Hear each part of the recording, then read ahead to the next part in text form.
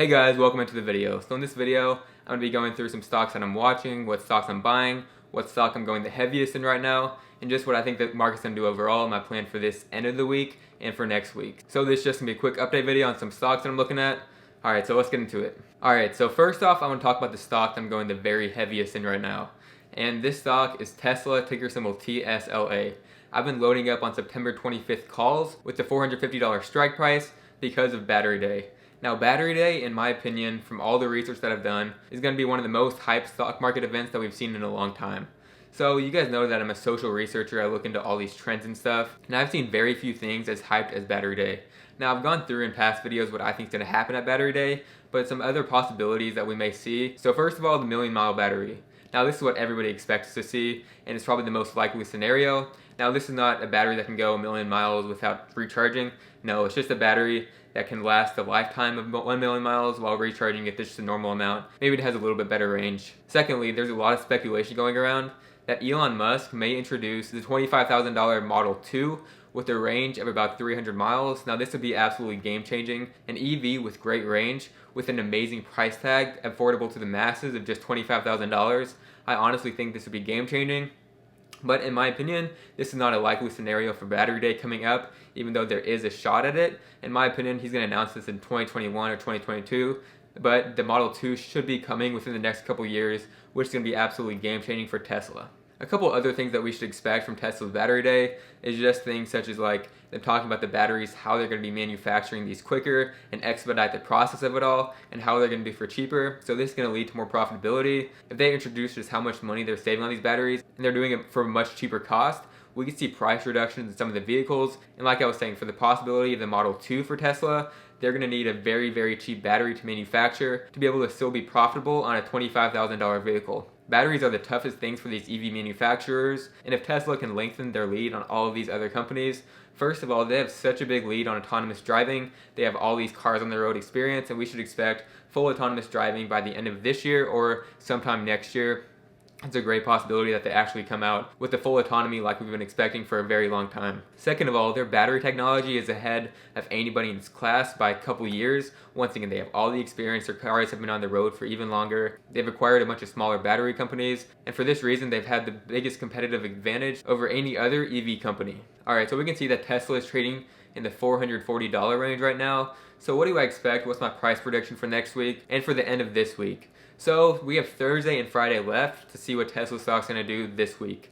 Now, in my opinion, the market makers may be manipulating this, and I would guess we close this week around $460 to $470. That's my best guess. And I'm thinking Monday is the day that we absolutely start taking off and have the chance to break $500. And I do expect a break of $500 either on Monday or Tuesday leading into Battery Day. I think that is the most likely scenario. Now, some people are predicting $550, $600.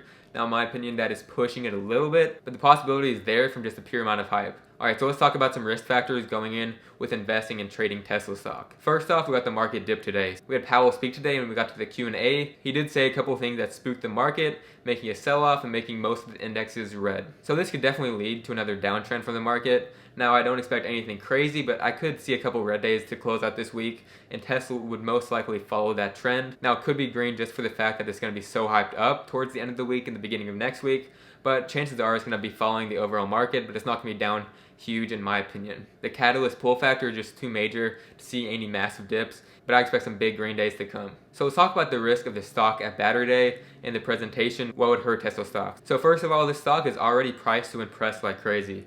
Tesla's going to need to come out with some mind-blowing information or with that $25,000 Model 2 to make investors very excited, because right now a lot of the performance is already priced in, so they're going to have to blow it out of the water. In my opinion, Musk could definitely do this, but I do plan to take profits on my call options before Battery Day happens. Because the implied volatility is going to be so high, we will most likely see a crash from the IV after Battery Day.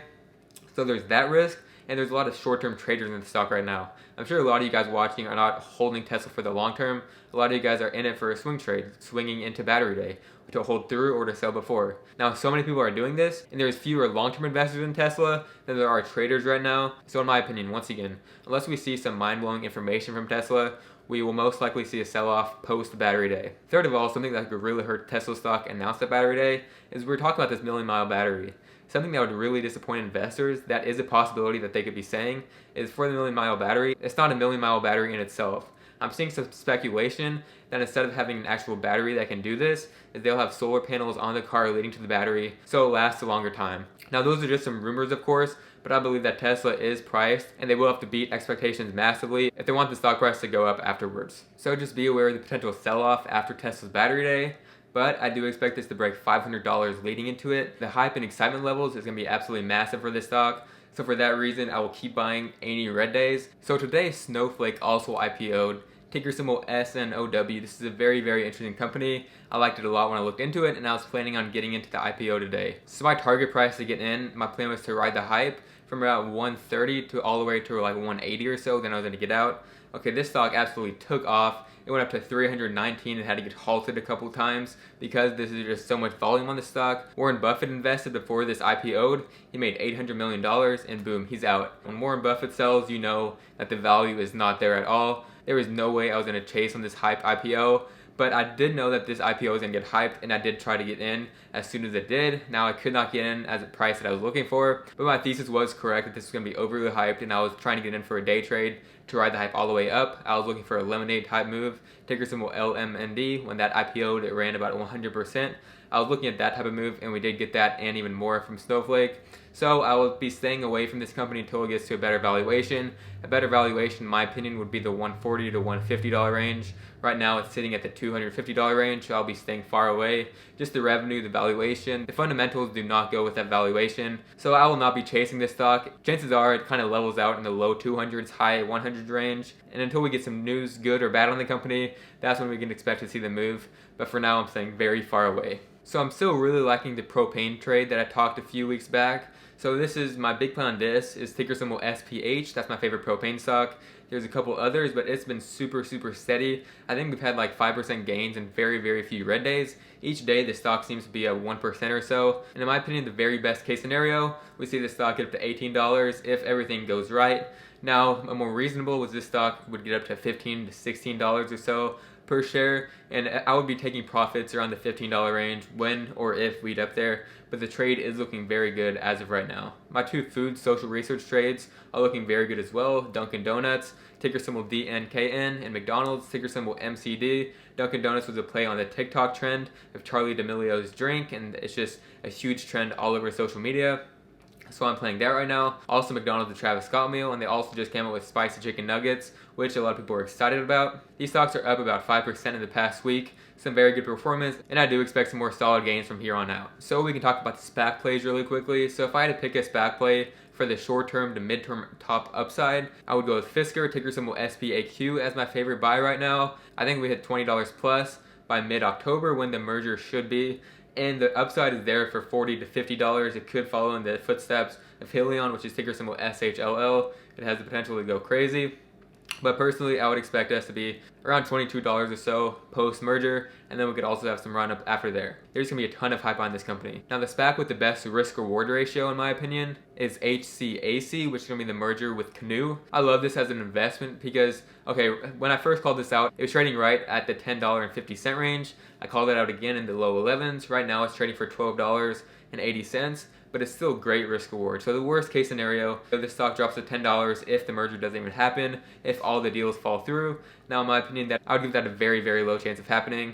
Best case scenario and what I expect is $20 plus pretty easily by merger. I really, really like this business model. Just an affordable car with a subscription business model. I think it's genius just how they're going to be mass producing these cars and how they're doing it in such a cheap way. So we got Fisker for the upside play and GNOG for the safety play with longer term upside. I still love all of the other SPACs that I'm playing, such as FMCI, LCA, SHLL, OPES. I love all those plays now, and I do expect big things from each and every one of them. Alright, so this is just a quick recap video of what I'm looking at.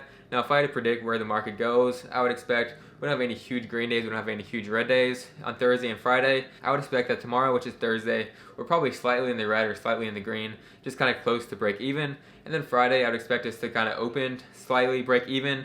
And then I wouldn't be surprised if we see an end of day sell-off like we see a lot of the time on Friday, as a lot of people got to sell before the weekend to just secure their profits or cut their losses so they don't have the headache of holding their stocks over the weekend and worrying about Monday. And usually Mondays are the green days and Fridays are the red days because people are looking to get back in at the start of the market and looking to get out at the end of the market week. So that's my thoughts. Personally, I'm a buyer on these Friday dips. And right now, if I was to pick one stock to buy as a trade, I'd be picking Tesla. Buying right now, any price under $450 should be a steal as we run up to the $500 range. And I will be looking to take my profits next Tuesday right before battery day. Alright guys, thanks so much for watching. If you're interested in the private stock group, the link is down below. If you want to get a free stock on Webull, $5 free on Ackman investing, or $10 free in Bitcoin, those links are down below as well. They're affiliate links, so I do benefit off those, but it would be greatly appreciated. It does help the channel out a lot. If you haven't subscribed already, I would really appreciate it. Please like the video, leave me a comment if you have any questions, and thanks so much for all the support guys. Let's get rich.